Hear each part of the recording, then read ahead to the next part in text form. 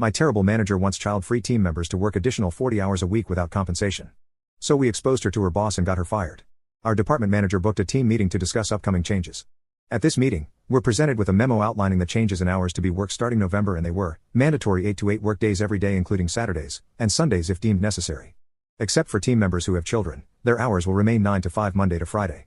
The manager finishes going over this and asks, "Any questions?" And I said, "Yes, I have a question. In what world did you think this would be okay?" She explains that due to the situation in the last few months, we've fallen behind in projects as team members have to take care of their kids and work at the same time, so we have to pick up the slack. I said, based on our status meeting yesterday, the team members without kids are all on track with their projects, with many of us consistently finishing days before our deadlines. So are you telling me that those of us who don't have kids have to work an additional 40 hours a week to complete projects for team members who won't even be helping finish the said projects?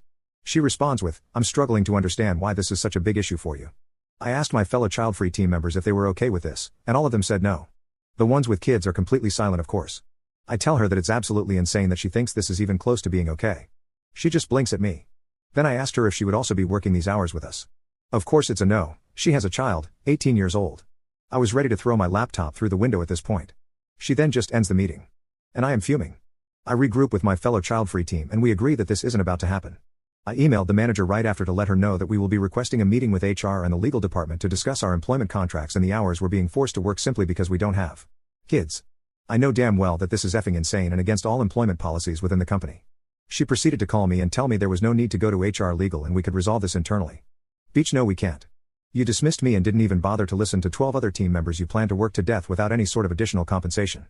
She then says, well, you're salaried so there's no need for additional compensation. If only I could choke her through the phone. I collect myself and tell her, in the most professional way I could muster, that we can discuss this with HR and legal, and I end the call.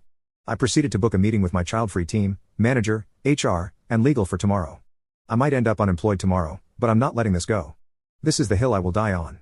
Update: the meeting took place first thing this morning with the manager, head of HR, another HR manager, 2 labor law attorneys, the head of my department, and 13 child-free team members. I started the meeting by explaining why we've gathered here today, and the head of my department was dumbfounded. He clearly had no idea what the manager tried to pull. So I presented the manager's memo and the company's overtime policy, which clearly states that mandatory overtime must be mandatory for all members of the department, hourly and salaried. All members must work an equal number of OT hours and it must be approved by the head of the department. If any of these conditions are not met, management can impose it, and should ask for volunteers to work OT instead. My argument was simple: the manager didn't follow the policy and purposefully targeted the child-free members.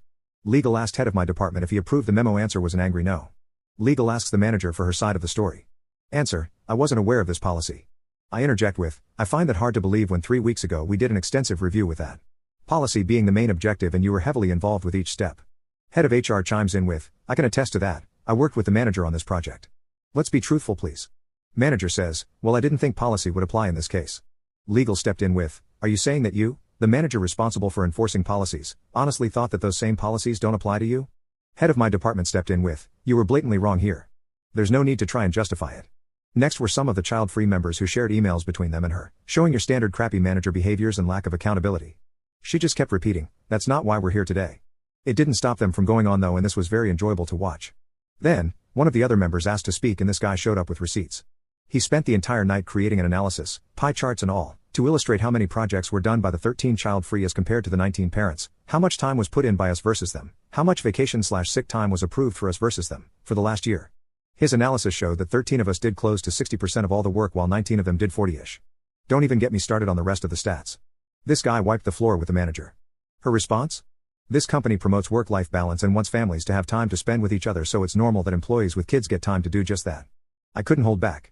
I said, yes, you're absolutely right that the company does that. What you're lacking here is the understanding that family includes other people, not just children. In case you were unaware, all of us have families too. HR interjected with, I believe we have enough information here. The team members were asked to leave the meeting, so they can deliberate, and we were told they'll circle back with us later in the afternoon. Later comes around, we're invited to a meeting. This time it's all the same people, but no manager. Head of my department apologized that this ever happened, thanked us for doing the right thing and bringing it to their attention, and told us he will be taking over the managerial duties for the time being. Legal added that the memo is null and void and made it clear that we will not be working those insane hours.